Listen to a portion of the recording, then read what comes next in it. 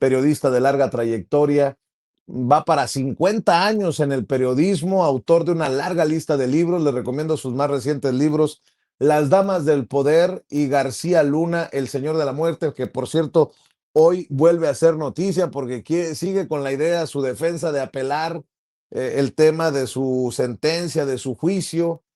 Quieren que se deseche el juicio. Vuelve a hacer noticia Genaro García Luna y vuelve a ser importante tener en nuestras manos García Luna, El Señor de la Muerte, autoría del maestro Paco Cruz. Y recuerde que a pesar de que fueron publicados hace más de 10 años, están más vigentes que nunca Tierra Narca y La Guerra que nos ocultan. Ya me agarré con el tema, mi querido Paco, perdóname, vi que llegaste hace un rato, pero es que con la misma seriedad, puedo yo equivocarme, y ya dije, si me tengo que disculpar en algún momento, me disculparé y con quien tenga que hacerlo. Pero es un tema muy delicado como para, pues, escupirlo así nada más a la Lili Téllez o a la Sergio Aguayo. Es un tema muy delicado esto. Y me parece muy extraño que la ONU, que ha sido criticada por inacción en temas muy cabrones a nivel internacional, ahora esté metiéndole con la jiribilla política que ha advertido un tema tan doloroso como el de las desapariciones en nuestro país. ¿Cómo estás, Paco? Buenos días. Ya te extrañaba, maestro. Vicente, ¿cómo estás? Buenos días. Mira, pues me la pasé trabajando, la mera verdad. Literalmente hablando, la pasé trabajando 24 horas al día, hasta le paré anoche a las 11 de la noche para descansar y empezar con la sangre fresca, Vicente. Pero terminé un par de capítulos en estos últimos 4 días, toda la semana, pero bueno, sabes, me sirvió para terminar un par de capítulos del nuevo libro, así que, y para sentarme la próxima semana con la editorial. Así que ahí va bien, Vicente, pero fíjate, primero, es que es un tema bien importante, pero voy a dar primero algo que dijiste sobre, y que lo publicó Olga Warnat, sobre la invitación al vicepresidente de El Salvador en la Universidad Autónoma de Chiapas. Y tú hiciste una pregunta, es como si la UNAM invitara a Milei o Novoa. No, Vicente, la UNAM lo puede invitar porque la UNAM es una institución de educación superior que fue tomada por la derecha y la extrema derecha de este país hace mucho. Hay que ver cuántos maestros están precarizados en la UNAM. El 80%, si no me equivoco, pero puede ser más del 80%. Hace mucho la UNAM fue tomada por la derecha y la extrema derecha, así que lo pueden invitar, porque esas son las barbaridades que hay en este país, Vicente. Lo pueden cubrir, lo pueden tapar, pero la extrema derecha está en este país. Dicho eso, por eso en la Universidad Autónoma de Chiapas se atreven a hacer esa invitación a un personaje de extrema derecha, ¿sí? Al vicepresidente de El Salvador. Pero dicho eso, Vicente, la cuestión de los desaparecidos en este país siempre ha sido política, polémica y política. Desde que se empezaron a contar, yo lo recuerdo bien, se empiezan a contar, es un tema político y cada uno le apunta a su grano político. Mira, y antes de entrar con la ONU, yo voy a decir, por ejemplo, caso que conozco bien, Sergio Aguayo.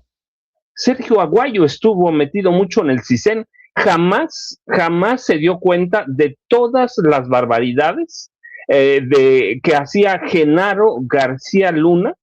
Genaro García Luna, como titular de contrainteligencia, de terrorismo, y encubrió todo, cayó, si no lo sabía, muy grave, porque él trabajó prácticamente, tiene trabajos en los que hay referencias a García Luna, directas o indirectas, ¿sí? Oye, Paco, hizo mucho trabajo, sí, Vicente.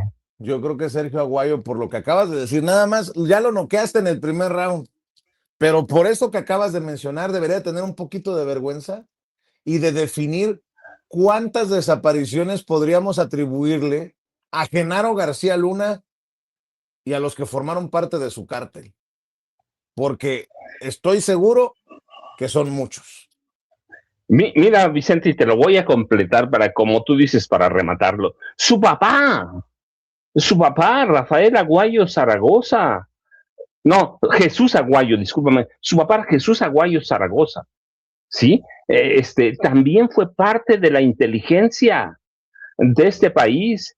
Era una especie de periodista con charola de gobernación. Así que Sergio Aguayo conoce eh, todo, debe tener todo el tema de la seguridad, la inseguridad, la inteligencia en este país. Nunca que ninguno de ellos, de hecho, conocía muy bien a Sergio Aguayo, a Jorge Carrillo Lea, que fueron directores generales del CISEN. Nunca una mención a todos los crímenes de Genaro García Luna cuando estaba dentro del CISEN, ¿eh? No te hablo cuando estaba fuera, dentro del CISEN. La época que Sergio Aguayo recoge toda esta información, estoy hablando a partir de 89, 94, 2000, 2006, los gobiernos de Carlos Salinas, de Ernesto Zedillo Ponce de León, de Vicente Fox Quesada, de Felipe Calderón. Aguayo lo tiene todo y todo mundo cayó los crímenes de Genaro García Luna, un tipo secuestrador, narcotraficante, torturador, un asesino García Luna, que tenía una banda de ladrones de alta gama desde los 16 años de edad. El expediente de García Luna estuvo dormido por años, desde 1989 hasta que me lo entregaron a mí, Vicente. Y Sergio Aguayo ocultó todo eso. Si fue omiso en sus investigaciones, eso ya es otra cosa, pero él lo conoce, ¿sí? Él desde los 90, antes, en los 80, ya escribía, ya tenía todo el tema de seguridad, y García Luna siempre pasó inadvertido, pasó desapercibido. Así que ese es Sergio Aguayo, pues es un tipo que tiene muchos intereses, como mucha gente, en cuestiones de inteligencia, de seguridad, desaparecidos. Así que ahí lo tienes. Es un tema político, el de los desaparecidos políticos en este país. Y luego tienes a personajes como Ceci Flores, cuyo hijo era un sicario. Bueno, punto. ¿Sí? No se trata de un tema político, no, era un sicario. Y si a eso lo quieren dar como un tema político, bueno, y tú tienes razón, hay que separar muy bien las desapariciones forzadas, los crímenes de lesa humanidad y cuestiones como esta que se tratan de enredar para dar todas las impresiones que tenemos. Y luego, mira, finalmente tienes a la Organización de Naciones Unidas. ¿Hace cuánto tiene la ONU una crisis de legitimidad severa? La ONU ha sido incapaz de detener y de decir una palabra sobre el genocidio de los palestinos en Gaza. Nada, no ha dicho nada.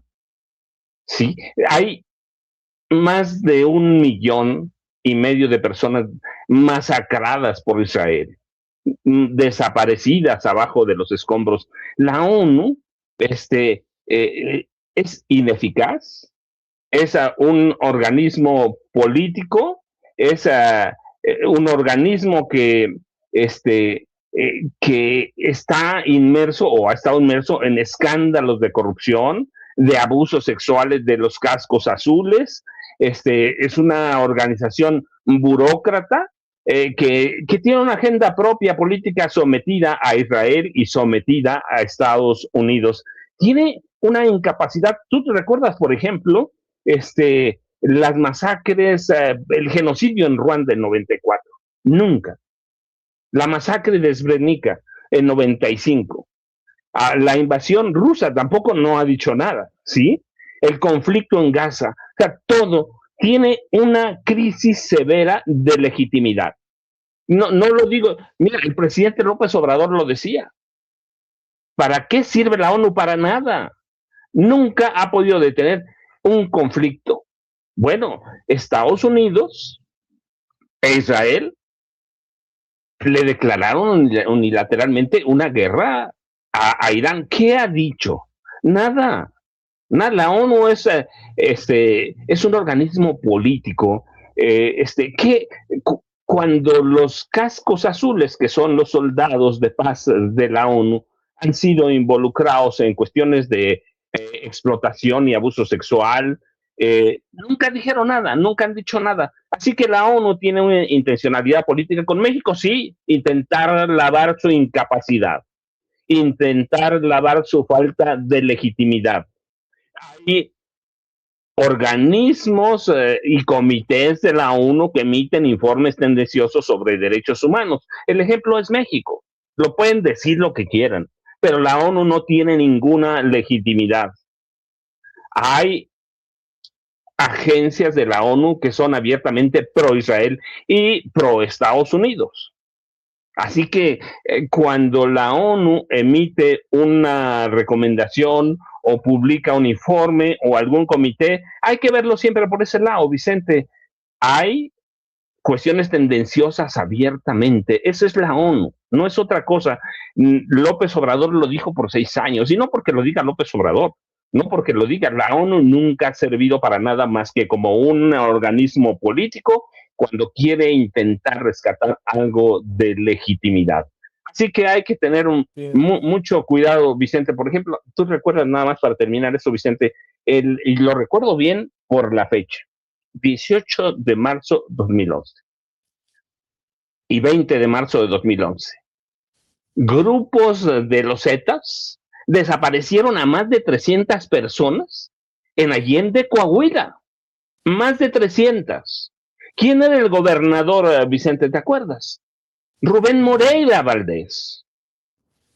El hoy diputado, coordinador de los diputados del PRI.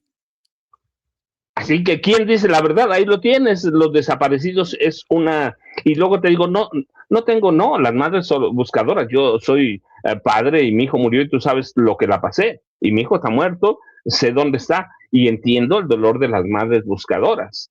Pero, pues tienes que también se ha convertido en un tema político desde que en los 60 se empezaron a contabilizar los desaparecidos, Vicente. Así que es un tema político, un tema que se maneja con tendencia y pues eso va a ser, hay que entenderlo desde esa forma. Y si luego entendemos el momento político en el que estamos, a punto de entrar a una elección en la que el PAN está muerto, en la que el PRI está muerto, en la que Movimiento Ciudadano no avanza, en lo que el Partido Verde tampoco avanza, en la que el Partido del Trabajo está muerto, literalmente, si no fuera por Morena. Si entiendes eso, pues entonces debemos entender que la presidenta Claudia Sheinbaum Pardo es objetivo del fuego abierto de todo mundo. De todo mundo. Yo te lo puedo decir, hay desaparecidos desde los 50, ¿sí? En los gobiernos de López Mateos, Gustavo Díaz Ordaz, y nunca hemos sabido cuánta gente desaparecieron. ¿Cuántos desaparecidos hubo con Calderón? Que es cuando se empiezan a manejar todavía más, con mayor, o más tendenciosamente los desaparecidos. El fraude electoral propició todo eso y luego hay una guerra en la que Calderón, había órdenes presidenciales de que el ejército, las fuerzas armadas fueran letales, que no dejaran heridos, que todos fueran muertos. Y cuando la ONU se levantó sobre todo eso, hay acusaciones contra Calderón. Hay acusaciones internacionales por crímenes de guerra y por crímenes de lesa humanidad. Así que hay que entender a la ONU como parte de eso, Vicente, como parte de un organismo que intenta en ocasiones como esta lavar su imagen y decir, estamos aquí trabajando, pero la ONU es un organismo tendencioso que no sirve para nada sino para el golpeteo político y claro que aprovecha este momento ¿para qué? Para golpear, con informes, fíjate, tú lo dijiste bien, de los gobiernos de Felipe Calderón y de Enrique Peña Nieto. ¿Para golpear a quién? Al gobierno de la 4T, que es visto como un enemigo en parte de la derecha del mundo, y eso es parte de la ONU también, la derecha en el mundo, Vicente. Fíjate, estoy leyendo a Penilei Ramírez, columnista del periódico Reforma. Dice, acaba el hilo con mi columna de esta semana sobre el último informe del Comité contra la Desaparición Forzada de la ONU, en el que se señala que en México existen indicios de que se cometen crímenes de lesa humanidad de manera sistemática y generalizada. En México hay más de 132,000 personas desaparecidas y no localizadas. En los últimos 2 años, 28,000 personas desaparecieron, alrededor de 40 personas cada día. Durante más de 2 décadas solo se han dictado 36 condenas. Más de 70,000 restos sin identificar yacen en las morgues. Familiares de desaparecidos llevan años investigando por su cuenta. Han hallado más de 4,500 fosas clandestinas. Han hallado más de 14,000 personas sin identificar en fosas comunes públicas. Los dolientes también han demostrado la complicidad entre autoridades y bandidos, actúan juntos, comparten información y se entregan a las víctimas unos a otros como si fueran mercancías. Me consta que en las oficinas donde se debe investigar no hay gente, dinero ni recursos. Muchas veces no toman pruebas genéticas, no buscan registros de llamadas ni videos, actúan como burócratas. Ante la inacción de su propio Estado, más de 800 personas le han pedido a la Organización de Naciones Unidas adopte medidas urgentes. Un comité de la ONU ha indagado en los casos. Resumí este informe que indica que el número de personas desaparecidas, la crisis forense y la impunidad prevalecen. De acuerdo con el informe de la ONU, las desapariciones siguieron patrones, cadenas de mando, las víctimas no eran accidentales, sino objetivos de los mafiosos. El gobierno de México respondió y presentó sus argumentos, pero no convenció al comité.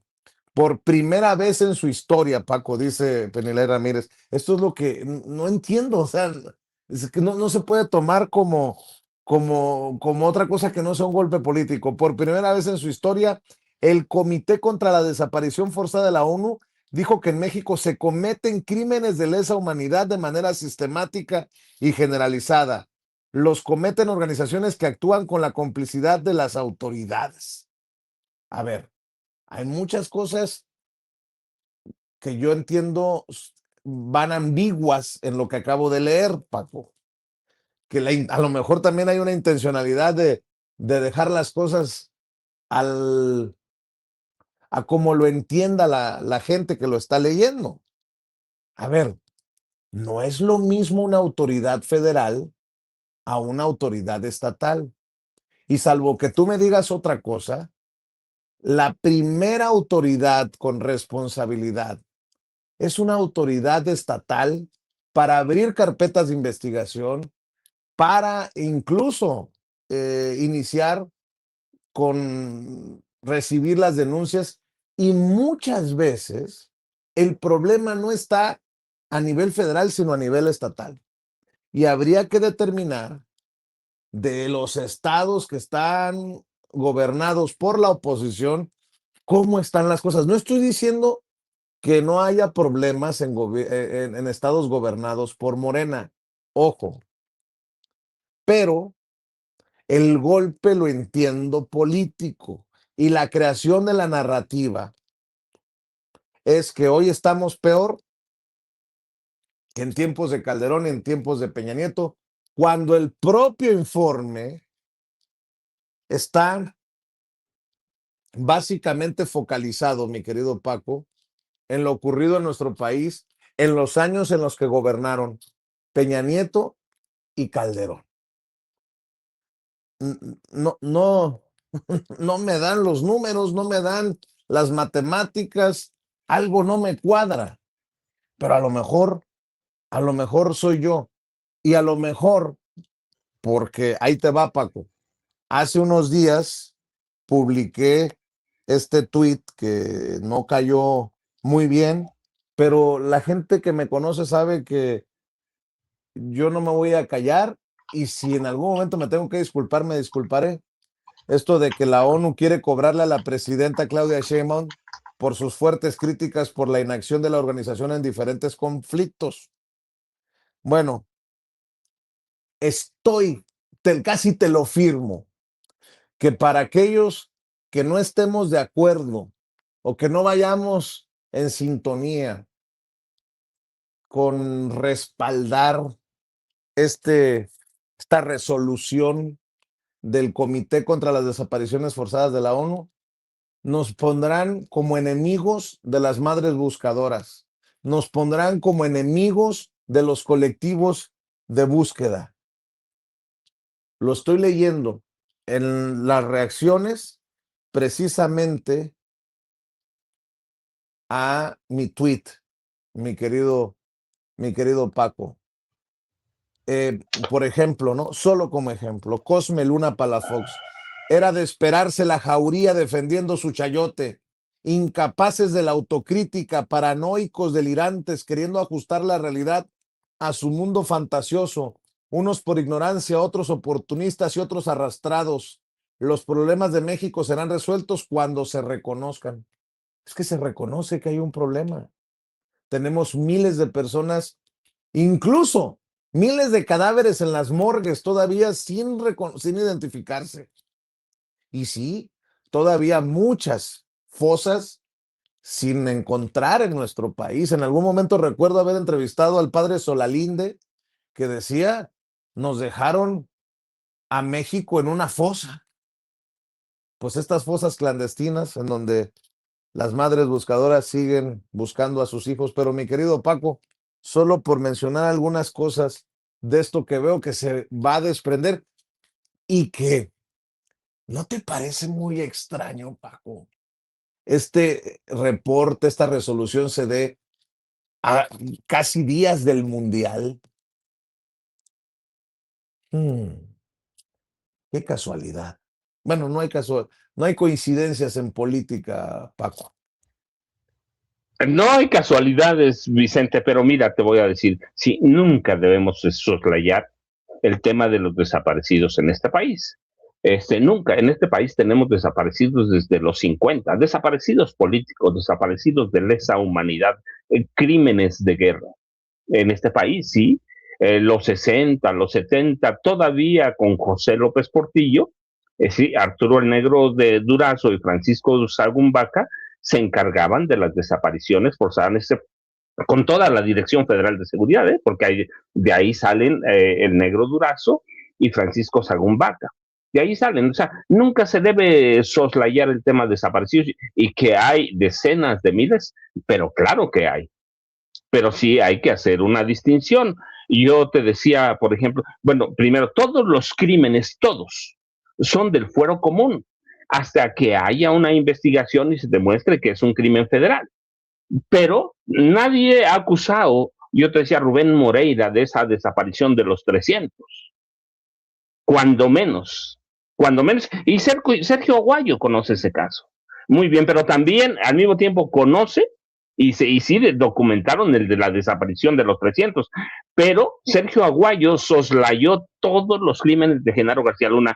Él tenía sobre su mesa que Genaro García Luna controlaba desde el gobierno de Cedillo, controlaba todas las bandas de secuestradores de este país. Y él era responsable, y él empujó la participación de la sociedad civil, sí, pero lo que ocultaron es que Genaro García Luna, por ejemplo, se hizo de los servicios de Isabel Miranda Wallace, o de Wallace, como quieran llamarle, con el nombre que se le conozca, porque era una mujer criminal delincuente que tenía 50,000 alias, y su hijo también, y María Elena Morera, y ellos justificaron, esa sociedad civil sirvió para justificar todos los crímenes de García Luna, desapariciones, asesinatos. Sí, en este país los gobernadores, desde que apareció el narcotráfico y desaparición forzada, todos los gobernadores se han lavado las manos, Vicente. Así que hay que entender que es un problema político, que la ONU es un organismo político que no tiene ninguna legitimidad, no porque lo diga ahora.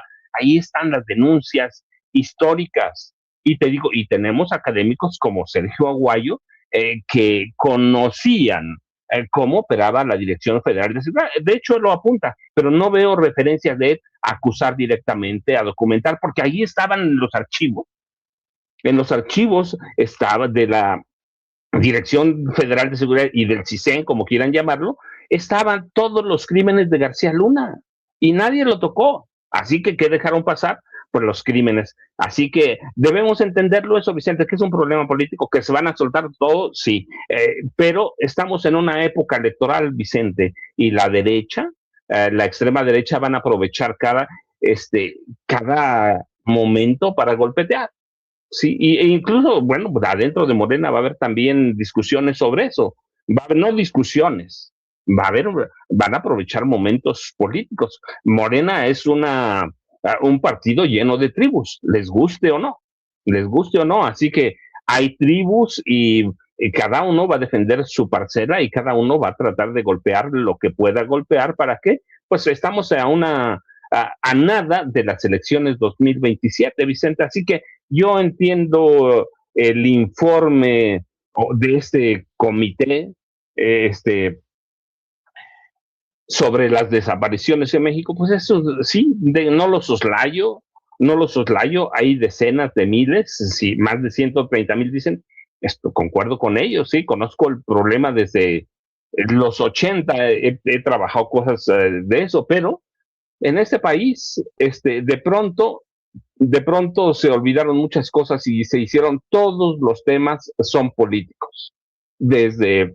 periodistas, académicos, cada uno maneja la partecita que le conviene, pero en un todo es complicado verlo, Vicente. ¿Por qué? Pues porque es un tema político desde los 60, si no estoy mal, Vicente, cuando se empezaron a contar por ejemplo, entre 64 y 2023 desaparecieron más de 200,000 personas. Nadie sabe por qué.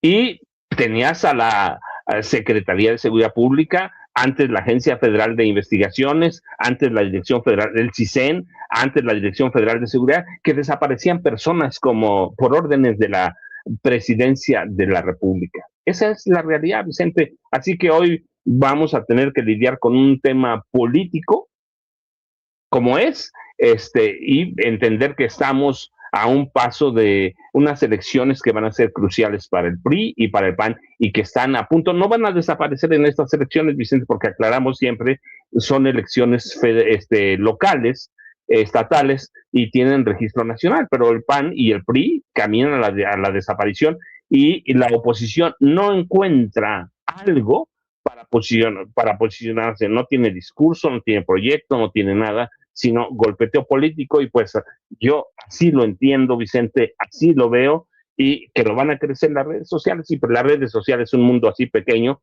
de un país que se informa de otras formas, Vicente. Así es, pero estoy sorprendido de cómo les han pagado a muchos, no estoy diciendo que todos, para que salgan al golpeteo, ¿no? Dice, o sea, Fiti C. O sea que está mal hacerla responsable del récord de desaparecidos y su estrategia de seguridad que ha sido nula. El gobierno está para criticarse antes que defenderlo como si fueran famosos. No mames.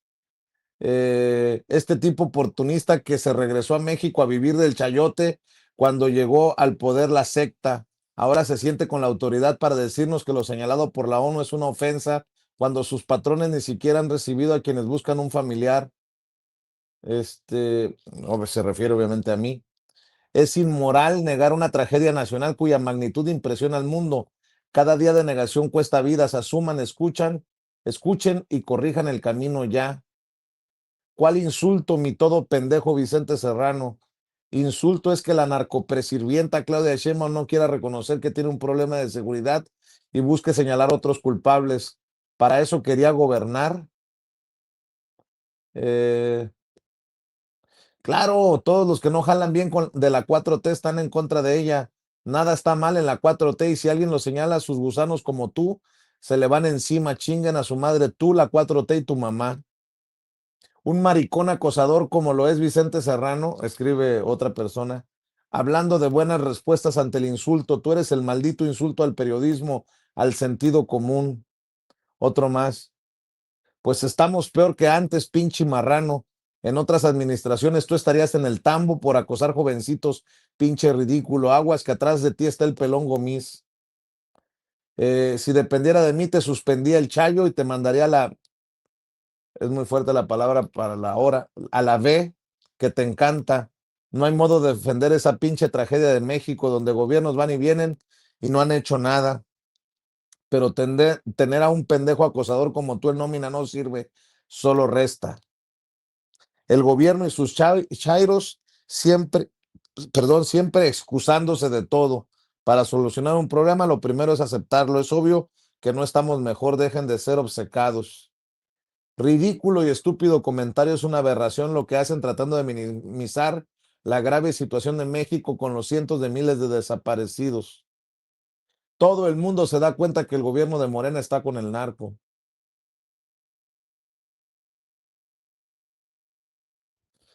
Eh, no, y siguen.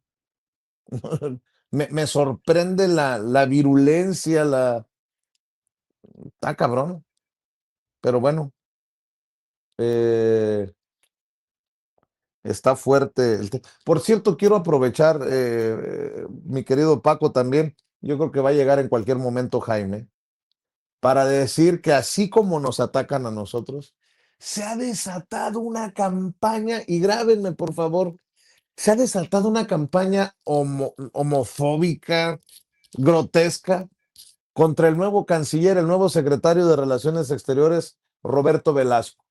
No sé si usted estaba enterado, amigo, amiga que nos está viendo y escuchando, pero deja Juan Ramón de la Fuente precisamente la Cancillería. De hecho, rescáteme ese si hay un video en el que la presidenta hace el anuncio, creo que es del miércoles, jueves, no recuerdo qué día. Juan Ramón de la Fuente, por situaciones de salud oficialmente, deja la Cancillería y se queda como canciller, se queda como secretario de Relaciones Exteriores Roberto Velasco, quien tiene todos mis respetos y todas mis consideraciones. ¿Por qué?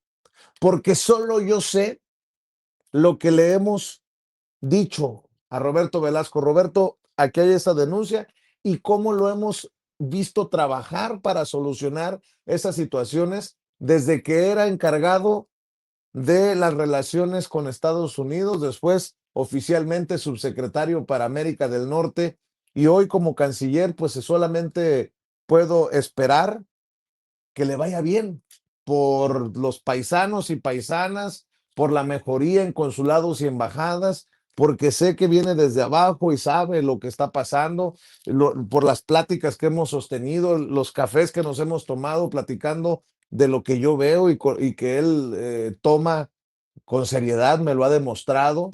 Y no lo digo nada más por Sin Censura o por Vicente Serrano, porque lo veo en general desde que estaba pues como encargado de las relaciones hacia el norte y después como subsecretario, pues le deseo el mayor de los éxitos ahora como canciller y que esa cercanía que siempre ha mostrado pues que no se vaya. Ojalá que el cargo no lo abrume de tal manera para que siga dándose esas vueltas a consulados, para que siga estando al pendiente de las necesidades. Y quería dejar eso, mi querido Paco, sobre la mesa, porque pues obviamente se vino la campaña. Por cierto, aquí está el video en el que se hace el anuncio oficial. Extrañamente lo anunció primero Joaquín López Dóriga. Le siguen dando las exclusivas a López Dóriga. También a Ciro las entrevistas exclusivas. Vaya mi crítica respetuosa hacia el movimiento. Entendió el que entendió. Échelo, Ceci. Está conmigo el doctor Juan Ramón de la Fuente, secretario de Relaciones Exteriores, y Roberto Velasco Álvarez, que es subsecretario para América del Norte de la Secretaría de Relaciones Exteriores. El día de hoy queremos darles una noticia. Juan Ramón me ha pedido que por razones de salud, hace poco anunciamos que tenía un problema en la espalda y que requiere una rehabilitación muy delicada, deja la Secretaría de Relaciones Exteriores. Ya le dije, no te vayas, Juan Ramón. Pero pues tiene este problema de salud y ha decidido que requiere este espacio de rehabilitación. Él nos va a seguir ayudando en distintos temas y también, pues ya que termine su rehabilitación, pues ya regresará a seguirnos ayudando. Es parte de este gran proyecto de transformación de nuestro país. Lo apreciamos mucho. Ustedes saben que a Juan Ramón lo conocí desde hace mucho tiempo en la UNAM. Fue rector de la UNAM. Tuvimos nuestros conflictos, yo como del movimiento estudiantil y él como rector, pero nos queremos mucho, tenemos mucho aprecio y además le reconozco el gran trabajo que ha hecho al frente de la Secretaría. Y él me ha prometido que va a seguir colaborando con nosotros. Ahora pues le doy la palabra para que pueda platicar. Y anuncio que en su lugar toma la Cancillería, la Secretaría de Relaciones Exteriores, Roberto Velasco Álvarez. Él pues tiene ya un rato en el servicio exterior, no solamente es experto en las relaciones internacionales, particularmente con Estados Unidos y Canadá, que es su principal función, sino pues tiene mucho conocimiento de las relaciones internacionales, la política exterior de México, y ha hecho un gran papel en la subsecretaría. Entonces estoy muy contenta que un joven se incorpora a la secretaría y además pues tienen una excelente relación Juan Ramón y Roberto y vamos a seguir trabajando juntos. Juan Ramón. Muchísimas gracias, presidenta. Y muchas gracias por haberme permitido ser parte de su proyecto político durante este tiempo. Primero en la campaña, con los diálogos por la transformación que nos permitieron acercarnos a diversos sectores de la sociedad y que fueron muy enriquecedores y yo creo que marcaron una vez más la pauta de su proyecto político, la apertura al diálogo y la disposición de platicar los temas y encontrarles solución. Y posteriormente al frente de la Secretaría de Relaciones Exteriores ha sido una gran distinción, una gran responsabilidad, donde gracias a su liderazgo y a sus indicaciones creo que hemos podido afrontar los retos que se nos han presentado con base en nuestros principios constitucionales de política exterior, como usted nos ha indicado, y con la claridad y el prestigio internacional que usted tiene para poder defender a México, asistir y apoyar a nuestras y nuestros connacionales donde quiera que se encuentren e independientemente de su estatus migratorio. Y creo que esto ha sido un gran privilegio, por lo cual también le agradezco la oportunidad. En efecto, como usted lo señala, sigo teniendo problemas de salud con mi espalda. Es un tema delicado, me he sometido ya a 2 intervenciones quirúrgicas, estoy mejor, pero necesito rehabilitarme totalmente para poder seguir activo y para poder seguir productivo. Así que le agradezco también el que ahora pueda yo dedicarme a ello, lo haré hasta que quede en óptimas condiciones y pueda reintegrarme al proyecto político de la transformación de la vida pública nacional en el cual creo y con el cual estoy comprometido. Si me permite brevemente darle las gracias a mis colaboradoras y colaboradores de la Secretaría de Relaciones Exteriores que me han acompañado durante este tiempo y de manera muy particular a Roberto Velasco, que ha sido un gran compañero de trabajo. Estoy seguro que va a tener una gestión muy exitosa al frente de la Cancillería y contará desde luego con todo mi apoyo y todo mi respaldo. Muchas gracias. Al contrario, gracias Juan Ramón. Y que le decíamos que se rehabilite muy pronto para que muy pronto esté de regreso aquí con nosotros. Gracias, presidenta. Gracias. Roberto. Presidenta, pues primero que nada, muchísimas gracias por su confianza. Es realmente un enorme honor y por supuesto también un gran reconocimiento al canciller de la Fuente, a quien además considero un gran amigo y ha sido también un gran gusto trabajar con usted, doctor. Asumo este compromiso, como dice usted, con mucho amor al pueblo, con mucho compromiso con nuestro país y por supuesto si el Senado me ratifica, pues vamos a seguir con este trabajo de defender la soberanía de México, de proteger a los mexicanos en todo el mundo, de seguir cooperando estratégicamente con respeto mutuo, con beneficio compartido, sobre todo con América Latina y con América del Norte, y por supuesto también de seguir participando en todos los espacios globales que hoy son muy importantes. Así que, Presidenta, nuevamente muchas gracias y, Canciller, le deseo lo mejor para su recuperación. Muchas gracias. Gracias a todos. Bueno, pues ahí está el anuncio oficial de la presidenta junto a Juan Ramón de la Fuente, hoy ex canciller, y Roberto Velasco, el nuevo secretario de Relaciones Exteriores. Y decía, se vino fuerte la campaña. A ver, Roberto Velasco ha señalado en algún momento abiertamente que es parte de esta comunidad gay, LGBTQ+, y atacarlo por su preferencia sexual me parece una locura. Pero me parece peor que digan que qué puede aportar un hombre que comía cacahuates, ¿no? Ya ves que le pusieron los cacahuates en algún momento. Es un joven comprometido que esperemos tenga una gestión exitosa como secretario de Relaciones Exteriores, no por él, por el bien de México, por el bien de México, es lo único que puedo decir.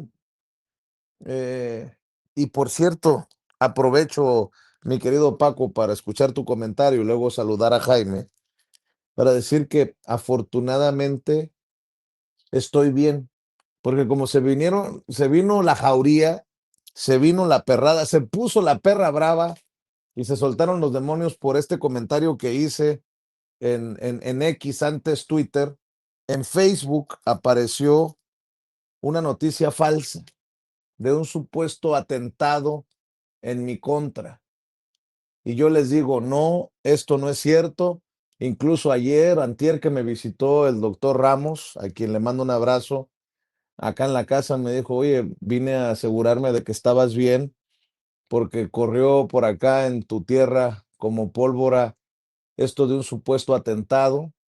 No sé con qué intención, pero no, afortunadamente estoy bien y pues ojalá que no se preocupen, pero me saca de onda que estén moviendo esto, ¿no? Que sufrí un atentado, que fui atacado y ponen una fotografía vieja, no sé, muy extraño y de muy mala leche, por cierto, pero estoy bien, bien y de buenas.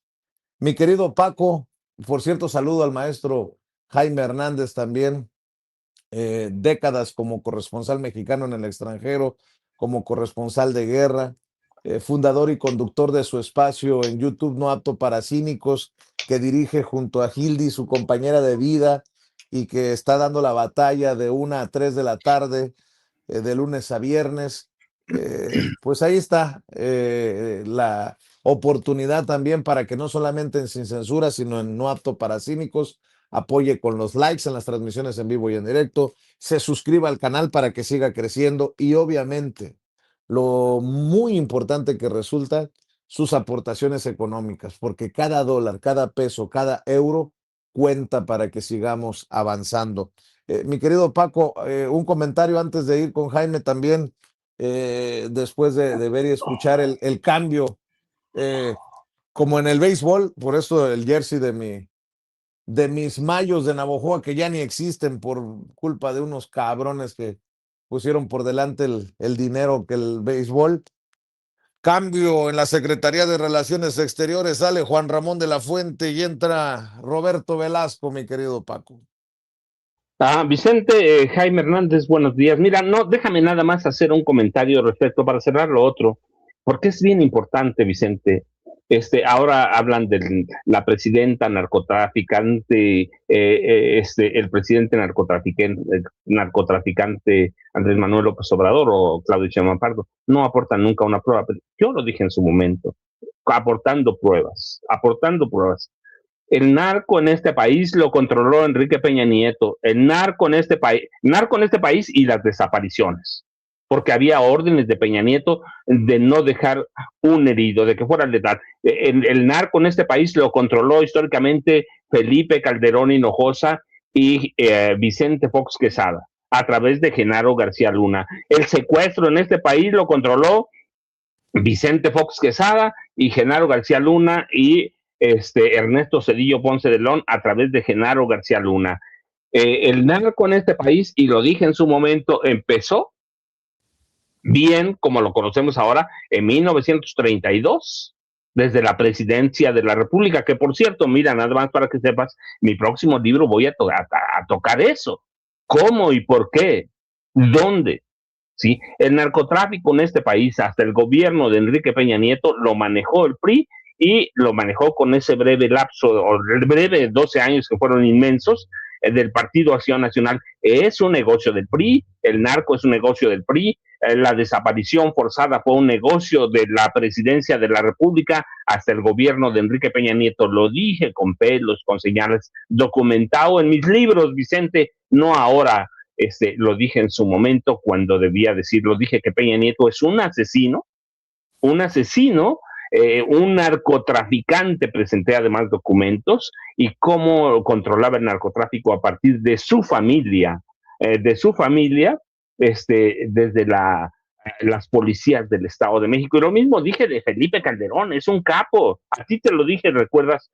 Cuando nos conocimos, Felipe Calderón y Genaro García Luna crearon un cártel del crimen organizado, una mafia en Los Pinos. Y ahí está García Luna, el señor de la muerte, está todo documentado, Vicente, pero bueno, déjame nada más pasar, no más para aclarar lo que no lo digo ahora, lo he dicho por años, cómo crearon Felipe Calderón, Genaro García Luna, dos cárteles, y crearon a partir de ahí economías de escala para que el narco controlara todo, y cómo se apoderaron de la sociedad civil para justificar los crímenes del gobierno de Calderón y luego del de Enrique Peña Nieto, y hay personajes como María Elena Morera e Isabel Miranda del apellido que le quieran poner, para justificar todas las atrocidades de los gobiernos de Felipe Calderón y de Enrique Peña Nieto. María Elena Morera era, por cierto, la madrina de los agentes,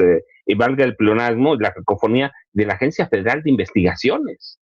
E Isabel Miranda de Wallace fue hecha candidata a la jefatura de gobierno de la Ciudad de México por Genaro García Luna, Vicente, y todos los periodistas querían hacer presidente de la República a Genaro García Luna, y yo te lo comenté en su momento, aquella reunión de marzo de 2011, Vicente. Así que, pero bueno, y en el caso de Roberto Velasco Álvarez, mira, lo que demuestra es que renació la no homofobia, sino la LGBTQ-fobia. Un país de machos, un país que no ha entendido los cambios de este país, que no ha entendido los cambios en esta nación, que vive de la discriminación, que vive de los crímenes de odio, y sigue siendo la homofobia lo que muestra con los ataques a Roberto Velasco Álvarez. La homofobia sigue siendo un problema gravísimo en este país, lo mismo que la cultura patriarcal. Tenemos todavía prejuicios, y eso pues es parte de un país ignorante, y debemos entenderlo así. Roberto Velasco para mí visibilizó en unos días de nueva cuenta la LGBTQ-fobia.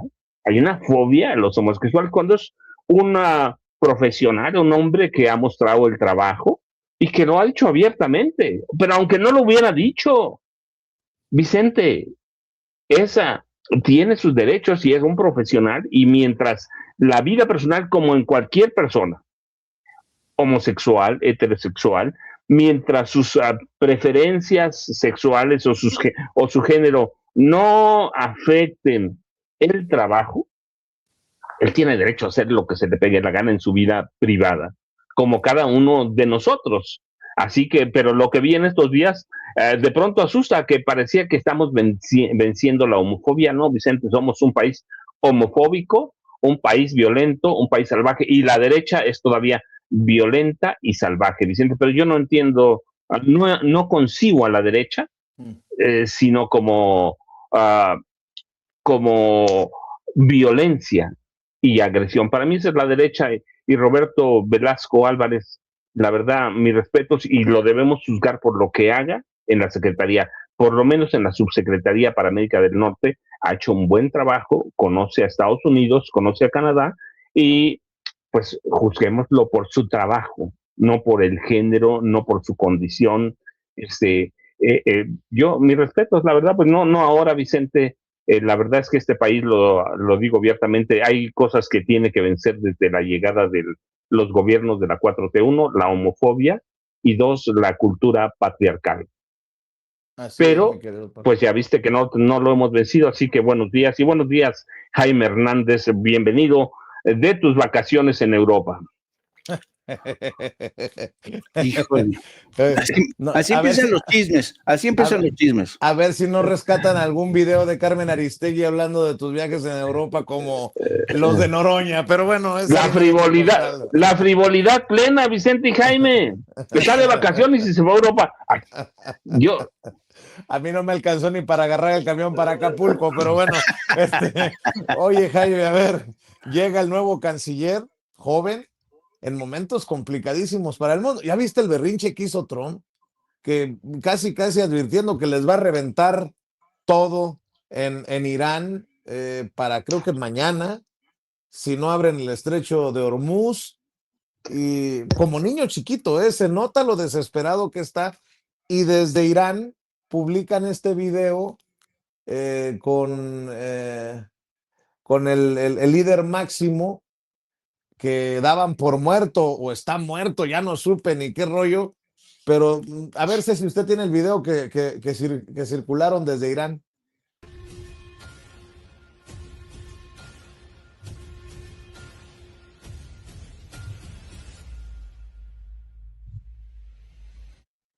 Y lo preocupante es lo que aparece en la pizarra, que es lo de una bomba nuclear, bueno, qué desmadre en este mundo tan convulsionado. También a Pete Hegseth le dijeron sus verdades en momentos en que también exhiben al esposo de la que era secretaria de Seguridad Nacional, Kristi Noem. Corren a Pam Bondi como fiscal general de Estados Unidos. En fin, mi querido Jaime, hay un chorro de cosas en estos días que hemos estado fuera de circulación algunos. Déjame arrancar, si les parece, con el tema de esta oferta de ayuda del comité, de la Comisión de Desaparecidos de Naciones Unidas a México y a la que México se resiste. Es interesante cómo siempre el manejo de los derechos humanos, siempre desde hace mucho tiempo se convierte en moneda de cambio para golpear a gobiernos. Ahí tenemos el caso siempre, de hecho, el Departamento de Estado de Estados Unidos difunde cada año un informe en materia de derechos humanos, pero este informe en materia de derechos humanos sirve sobre todo para golpear a gobiernos que están en su contra o con los que quiere exterminar. Y casi siempre todos los reportes en materia de derechos humanos, lo mismo de la ONU que de Estados Unidos, siempre se ensañan con naciones como Cuba, le dan una paliza a México, Venezuela, en fin, todas estas naciones que ellos consideran adversarias o no aliadas incondicionales, siempre son puestas en la lista negra.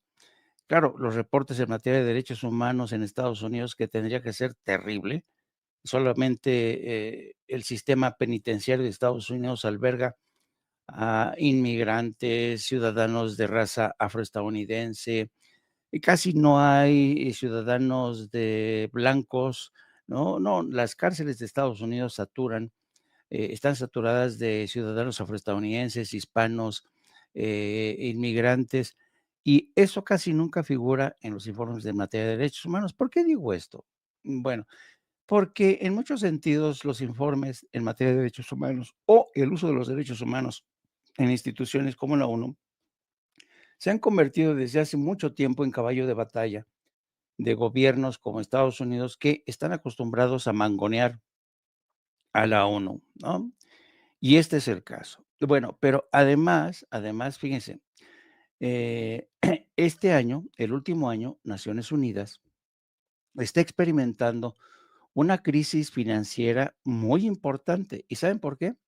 Porque Estados Unidos le ha retirado 800 millones de dólares de las aportaciones que suele realizar cada año.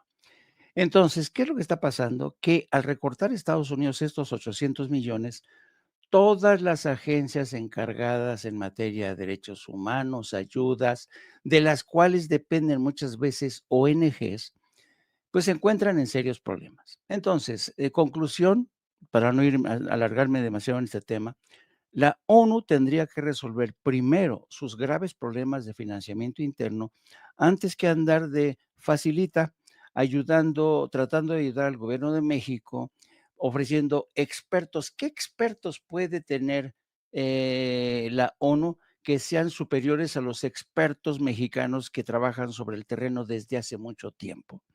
Eso para empezar, ¿no? Y segundo, ¿qué confianza puede tener un gobierno independiente como México ante los reportes que ya sabemos que van a ser explotados por ONGs como Amnistía Internacional, Human Rights Watch, que generalmente son ONGs y organizaciones que siempre han estado al servicio de Estados Unidos, para empezar? Bueno, y finalmente, aquí cuando se trata de defender las posiciones de las ONGs que están al servicio de la ONU y de alguna manera al servicio de Estados Unidos, en México siempre vamos a encontrar estos altavoces, estas cajas de resonancia de la derecha que van a tratar de apoyar esta labor de fiscalización de Naciones Unidas, una organización que está en crisis financiera, que ya no tiene la misma credibilidad frente a un gobierno como el de México que hoy tiene más credibilidad que nunca. Bueno, entonces, ¿quiénes están defendiendo hoy esta propuesta de Naciones Unidas? Escuchen, les voy a leer solamente 2 párrafos o 2, sí, de Denise Dresser hoy en Reforma. Dice: pobre Claudia Sheinbaum, tan enferma y sin diagnóstico reconocido. Lo suyo no aparece en el catálogo de la Organización Mundial de la Salud ni en los manuales médicos, pero sí en el archivo histórico del viejo PRI. Se llama soberanitis. Se manifiesta con brotes recurrentes de indignación patriótica, una necesidad compulsiva de repetir que México no es colonia y una incapacidad persistente para tolerar, cuidar cualquier mirada crítica desde el exterior. La enfermedad suele activarse cuando hay denuncias sobre violaciones graves a derechos humanos, entonces la soberanía deja de ser principio y se convierte en tapadera.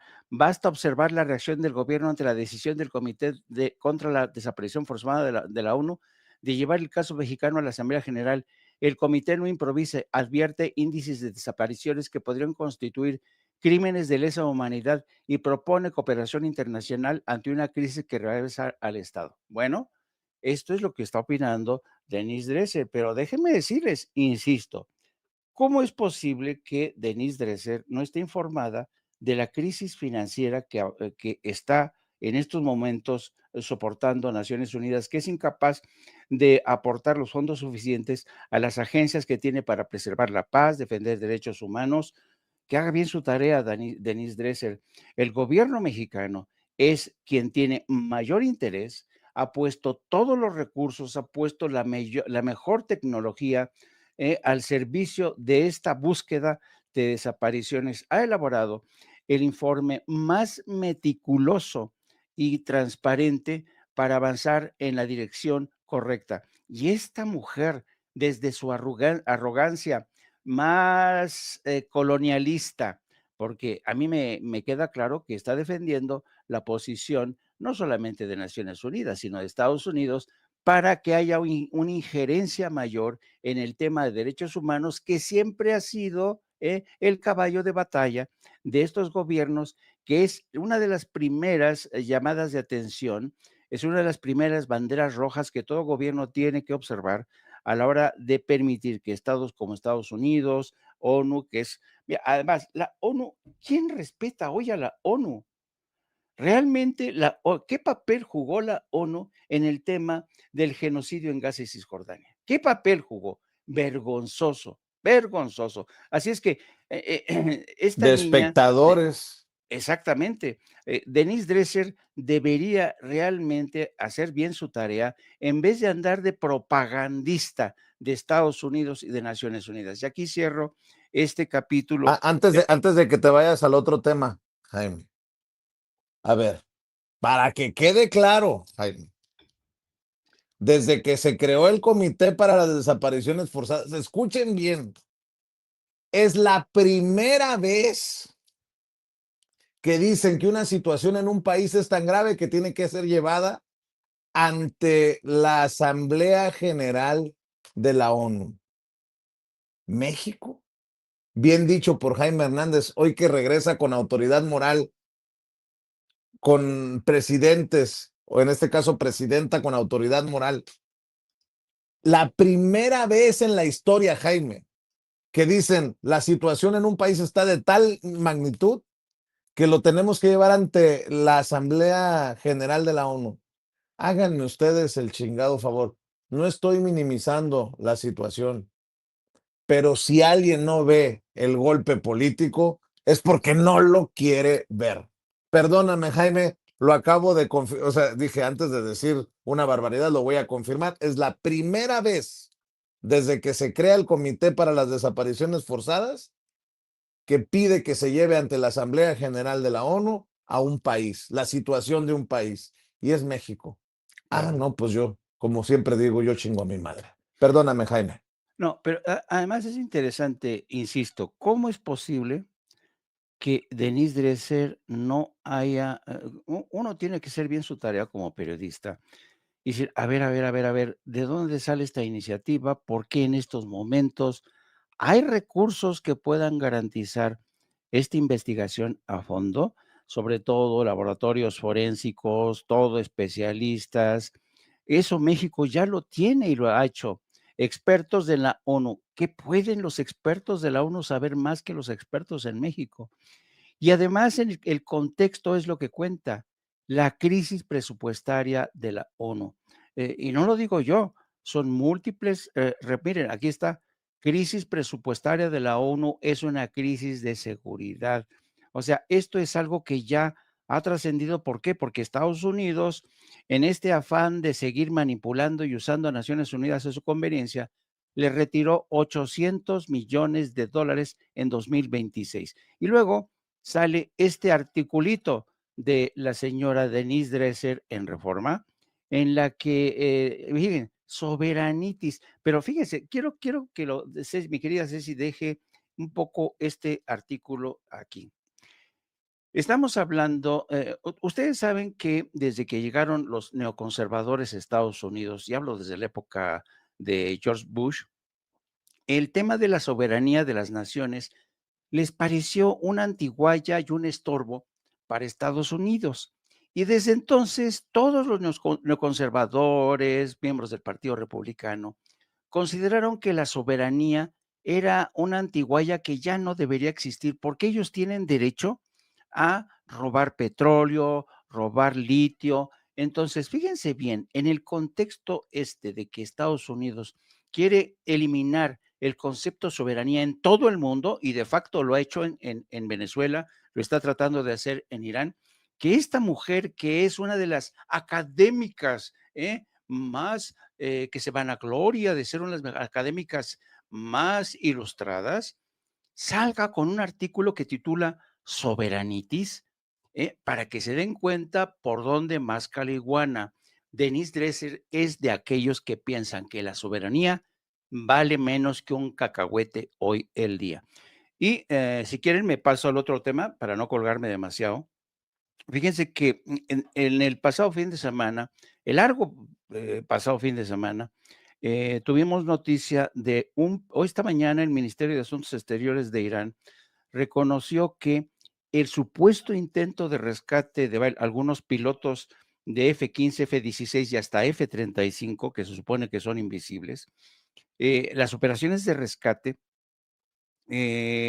habían sido una especie de cortina de humo para preparar el escenario a una invasión terrestre a través de una de las principales arterias carreteras que conducen a Isfatán, que es donde está, se supone, el uranio que quiere robar Estados Unidos para dejar a Irán sin uranio enriquecido.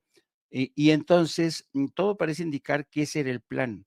Es decir, preparar un supuesto rescate, lo que está confirmando esta mañana el Ministerio de Asuntos Exteriores, para iniciar la ofensiva de tropas aerotransportadas que iban a iniciar la invasión para hacerse con ese uranio. Bueno, fue un fracaso absoluto.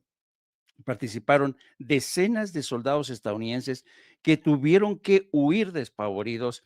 El ejército iraní destrozó varios aviones, destrozó helicópteros Chinon, helicópteros de estos que utilizan para operaciones más versátiles, que son un poco más pequeños.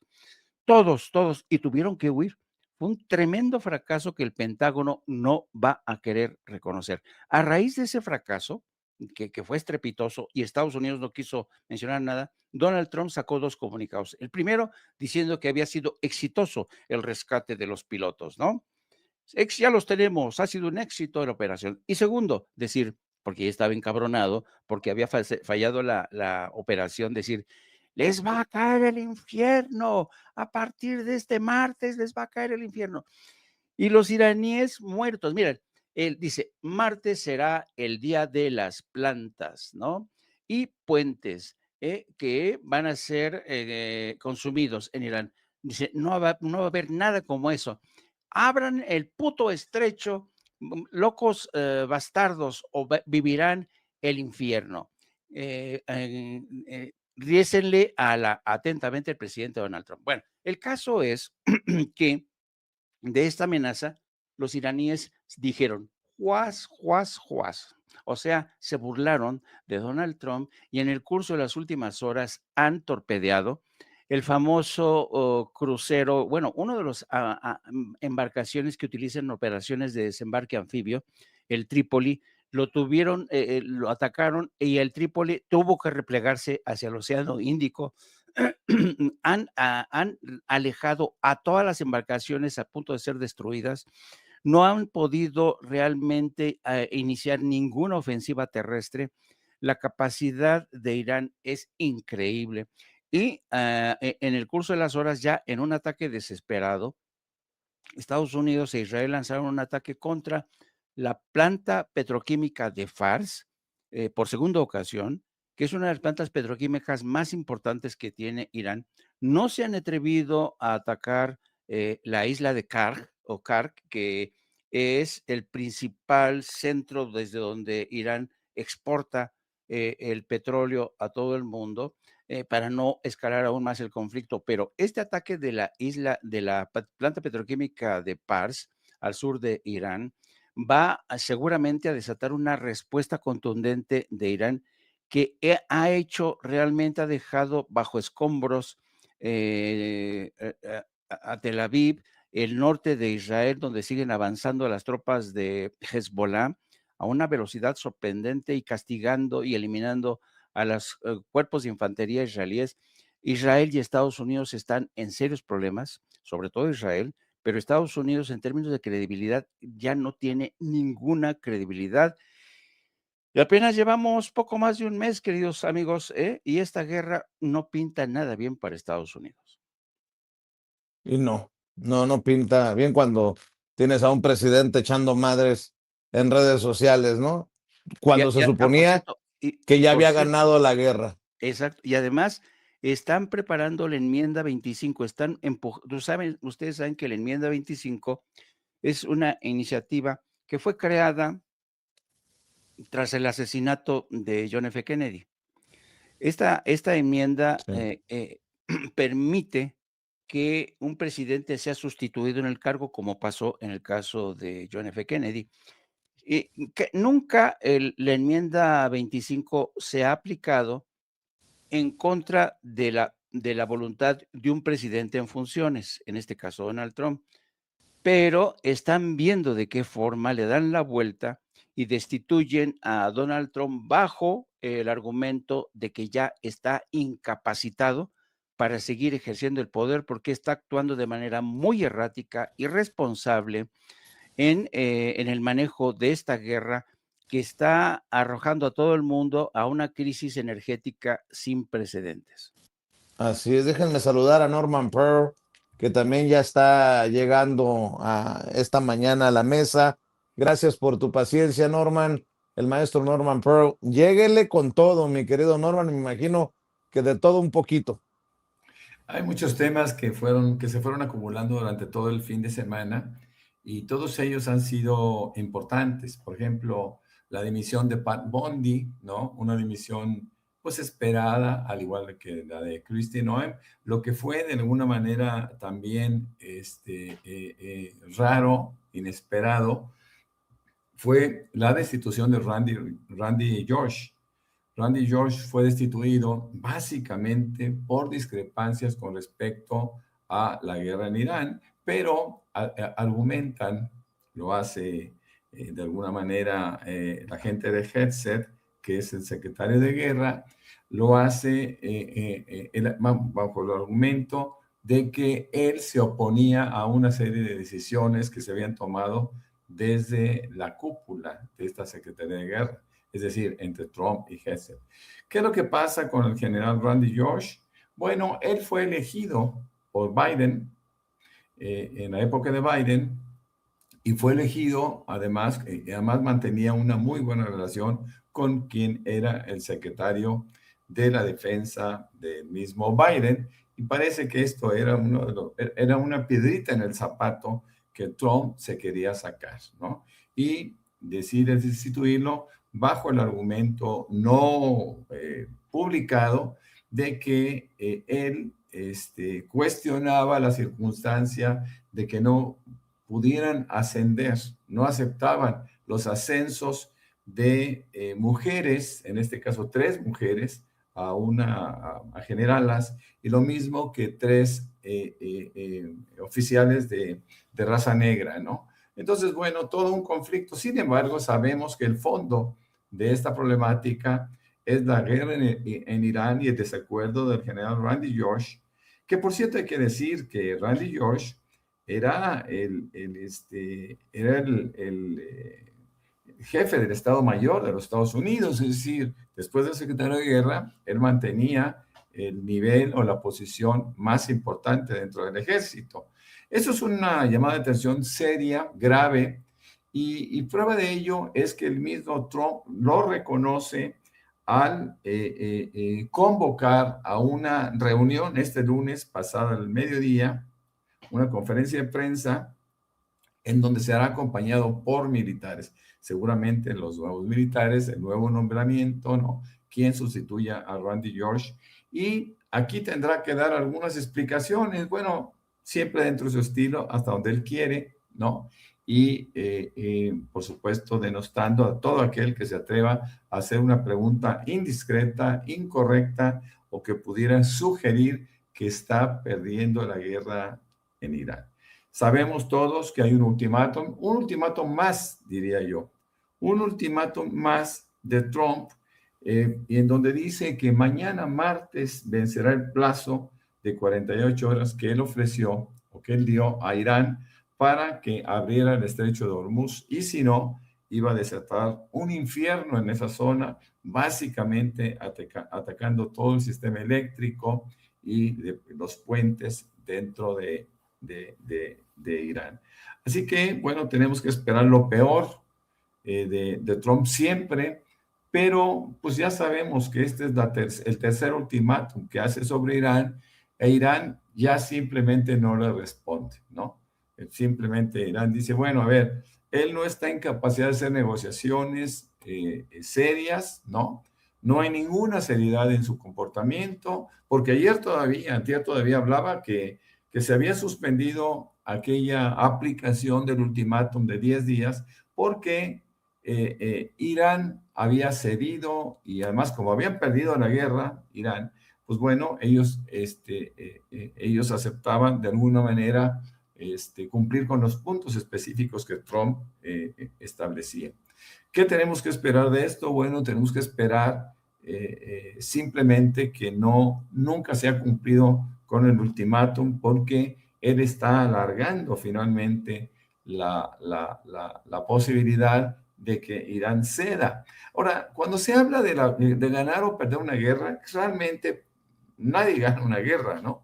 Realmente lo que pasa en Vietnam primero, en donde nadie pone en duda que el ejército norteamericano era el más poderoso en los 60, ¿no? Y bueno, nadie pone en duda que su armamento convencional, etcétera, etcétera, era muy superior a lo que disponían los guerrilleros vietnamitas. Pero perdieron la guerra, tuvieron que salir huyendo, claro, devastando a Vietnam. Y lo mismo pasa en Afganistán, ¿no? En donde también asumen una posición triunfalista cuando realmente no se lograron los objetivos que ellos pretendían y salieron huyendo de Afganistán. Es decir, no se puede nunca ganar una guerra, todos pierden, ¿no?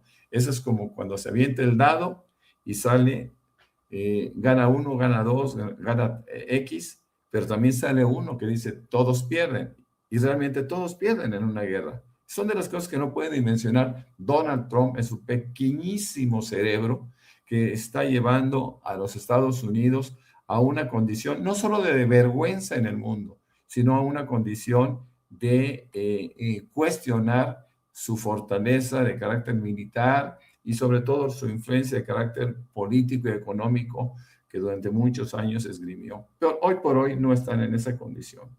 Yo creo que Estados Unidos está ante una disyuntiva terrible: o abandona la guerra aceptando tácitamente que la perdió, o en su defecto sigue adelante sacrificando vidas humanas, infraestructura mundial, y déjenme decir infraestructura mundial, porque ese petróleo, ese gas que se está destruyendo tanto por parte de Estados Unidos en Irán, como Irán en sus ataques a las bases militares y algunas plantas petrolíferas o petroleras en Oriente Medio, pues afectan a todo el mundo. Así que esto no es una guerra de Israel y Estados Unidos en contra de Irán. Esa es una guerra en contra del mundo, porque encarecer los productos hacia todos, en Europa está viviendo una condición especial, muy difícil. También sucederá en Estados Unidos, en donde vemos que han crecido los energéticos, y esto, por supuesto, cuando sube el precio de la gasolina, por ejemplo, que transporta víveres por todo el país, pues evidentemente esos satisfactores tienden a crecer en precios. Entonces la inflación va a ser inevitable en Estados Unidos, lo está haciendo. La popularidad de Trump se está hundiendo cada día más y más y más. Hoy por hoy hay ya muchísimos arrepentidos de haber votado por Trump. Hay por ahí una encuesta de CNN, o por lo menos que CNN publica, en donde Trump se hunde de una forma estrepitosa, ¿no? Y tal parece que no podría llegar con éxito a las elecciones intermedias de noviembre. Yo quiero destacar ahora algo muy importante en uno de los políticos más interesantes, más, yo diría que más brillantes que hubo en la política mexicana hasta ahora. Y me refiero a Eberto Castillo.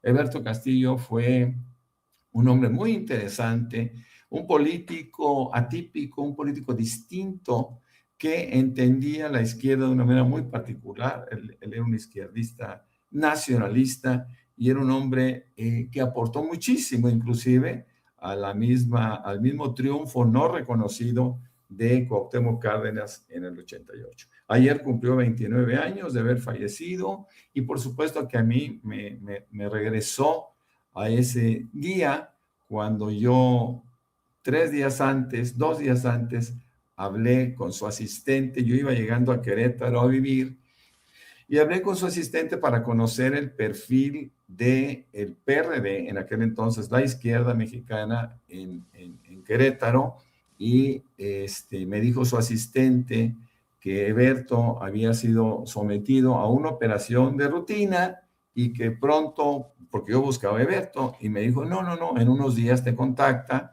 y para que platiquen sobre el PRD en Querétaro. Bueno, lamentablemente para México, lamentablemente para su familia y para todos los que participamos en el Partido Mexicano de los Trabajadores durante una larga época, Eberto Castillo estaba falleciendo.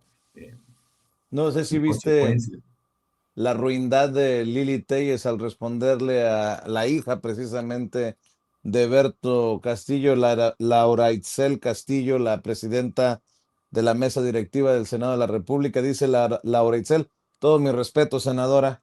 A 29 años de la partida de mi padre, Eberto Castillo, su legado sigue presente. Comparto este video en el que recuerdo su vocación de servicio, su lucha por la justicia social y la defensa de las libertades democráticas. Su ejemplo continúa guiando mi camino en el servicio público. Y le contesta Lili Téllez que es que no, a veces no entiendo, dice Lili Téllez. Su padre se volvería a morir de vergüenza ante su comportamiento. Vaya forma de traicionarlo, está igual que Tatiana Cloutier. Ay, cabrón. muy triste, pero hay algo que exalta y que lo dice muy bien políticamente Laurence Castillo. Si mi padre viviera, con Morena estuviera. Eso tiene una connotación política interesante y por supuesto que Eberto Castillo habría sido siempre, siempre un militante distinguido por su inteligencia, por su creatividad. No hay que olvidar que Eberto Castillo era un científico. Él creó una patente que se utiliza mucho en resistencia de materiales, en la construcción de edificios muy grandes y que por supuesto ha sido muy reconocido internacionalmente. Hay muchísimas edificaciones altas que se hicieron bajo esta premisa, ¿no? Bajo este sistema, bajo esta patente que tenía Eberto Castillo. Él no solo era un político involucrado. Él nace, ustedes se acordarán, su vida política nace en la UNAM como profesor universitario cuando defiende abiertamente los intereses de los estudiantes en 1968 y tiene una participación muy activa en aquella lucha, en aquella huelga, en aquel momento álgido para el país, pero que al mismo tiempo mucha gente considera como un parteaguas de la política mexicana, mis queridos amigos.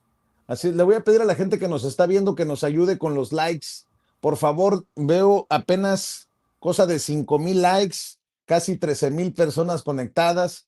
Muy bajos los likes, a muchas personas seguramente se les olvidó o les están quitando los likes. Les encargo, por favor, que le den clic al dedito hacia arriba. Si le quitan el like, vuélvale a dar like, suscríbase. Si le quitan la suscripción, vuélvase a suscribir y active la campanita. Por cierto, retomo lo que escribe Sergio Gutiérrez Luna, el vicepresidente de la mesa directiva de la Cámara de Diputados. El diputado de Morena dice: después de 9 largos años, concluyeron las consejerías del INE de Dania Rabel, Claudia Zavala y Jaime Rivera, siempre facciosos contra la 4T. No se guardó nada. Junto con Lorenzo y Ciro intentaron boicotear la elección del Poder Judicial, incluso violando una suspensión de la Suprema Corte. Claudia Zavala alteró lo que dijo el presidente López Obrador en una mañanera para sancionarlo y favorecer a Xóchitl. Jaime Rivera, defensor de oficio del PAN, y Dania Rabel siempre favoreciendo a la derecha. Se cierra un capítulo oscuro del INE que como representante de Morena en las elecciones del 2021 y 2024 los padecimos y combatimos. No los vamos a extrañar, pero sí estaremos recordando estos días todas sus triquiñuelas, dice Sergio Gutiérrez Luna. Y bueno, veo también que empiezan a manejarse ya los nombres de quienes podrían o se estarían candidateando para ser tomados en cuenta. Hay un total de 369 aspirantes que buscan esos lugares vacantes como consejeros del INE, de acuerdo con la lista difundida por el Comité Técnico de Evaluación de la Cámara de Diputados. Surge por ahí el nombre de María del Carmen Alanís Figueroa, quien fuera secretaria ejecutiva del antes llamado Instituto Federal Electoral, y también aparece por ahí Flavio Cienfuegos Valencia, quien ya fue jefe de oficina de la actual presidenta del INE, Guadalupe Tadei. Lo conozco y veo su nombre ahí. Roberto Carlos Félix López fue postulado por Tadei para la dirección ejecutiva de la organización electoral del INE. Aparece también Eduardo Hugo Ramírez Salazar, actual asesor del consejero Uquib Espadas. Así que hay que estar al pendiente de este proceso. Nada más por no dejar. Mi querido Paco, antes de que nos gane la presidenta, ¿con qué cierras? No te escuchamos, Paquito.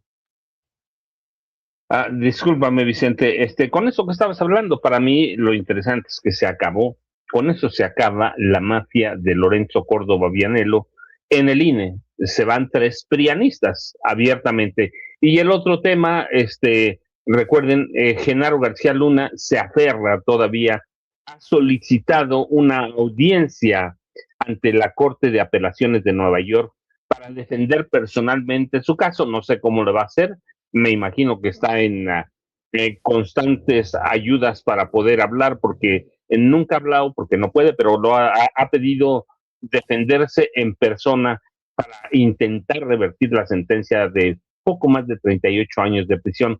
Vicente, yo ya sabes, perdón, y nada más, la audiencia puede llevarse, si se la conceden, en mayo próximo o en agosto, depende del calendario de la Corte de Apelaciones allá en Nueva York. Vicente, Jaime, Norman, buenos días. Yo ya sabes, @Paco Cruz Jiménez en X, antes Twitter, Francisco Cruz Jiménez en Facebook, Vicente.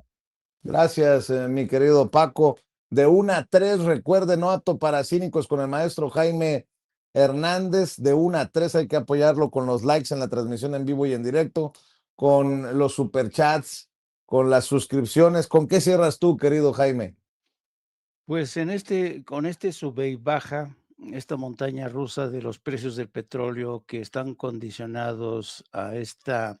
Es interesante cómo el precio del petróleo, los barriles de petróleo y de las bolsas en Wall Street dependen más que de eventos concretos, dependen de las campañas, sobre todo las campañas orquestadas desde la Casa Blanca por Donald Trump, que elude hablar del fracaso rotundo que tuvieron sus tropas al intentar iniciar un desembarco para robar el uranio de Irán. Eso lo oculta el Pentágono y la Casa Blanca, mientras que hablan de rescate exitoso.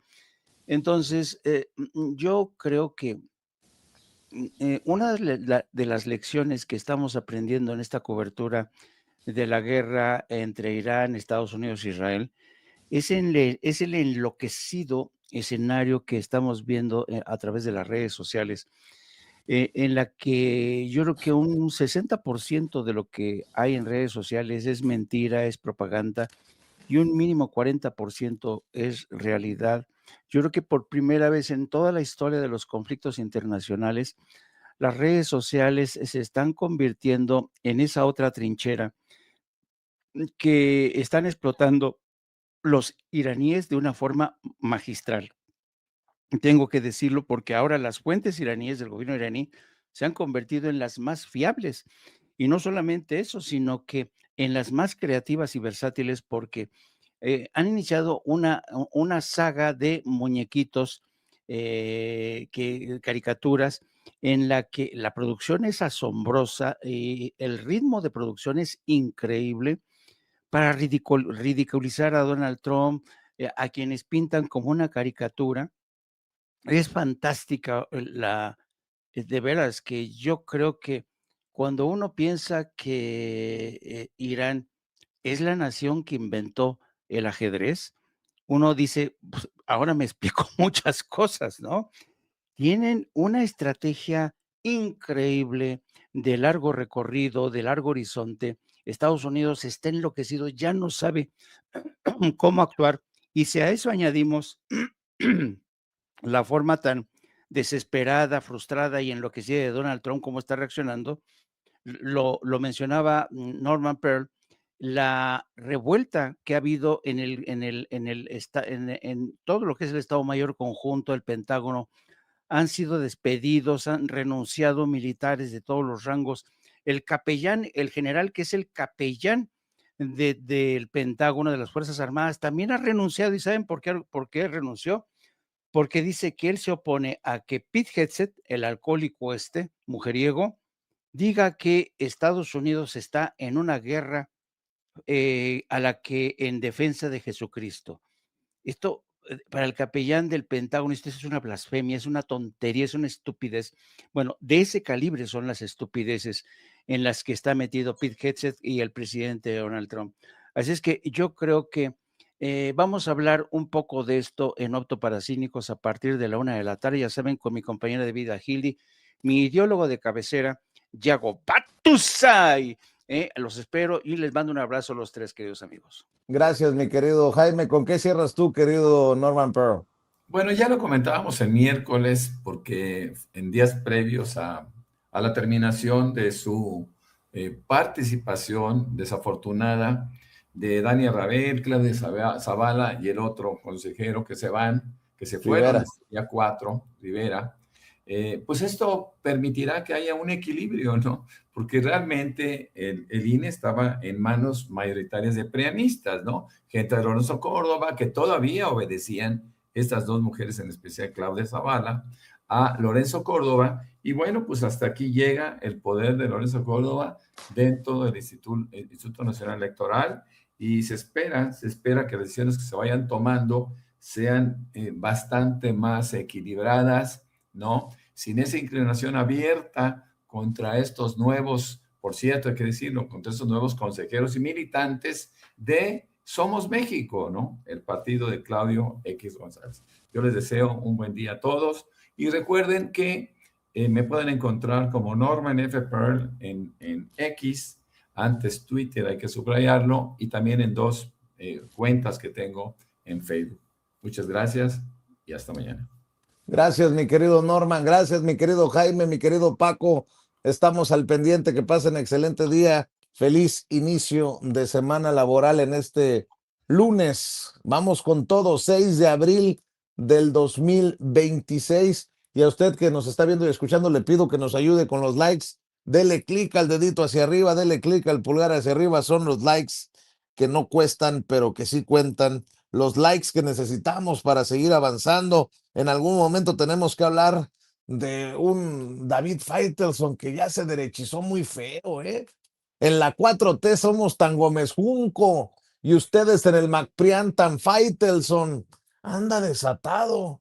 Y luego este video que circuló ya lo vamos a platicar después de la mañanera del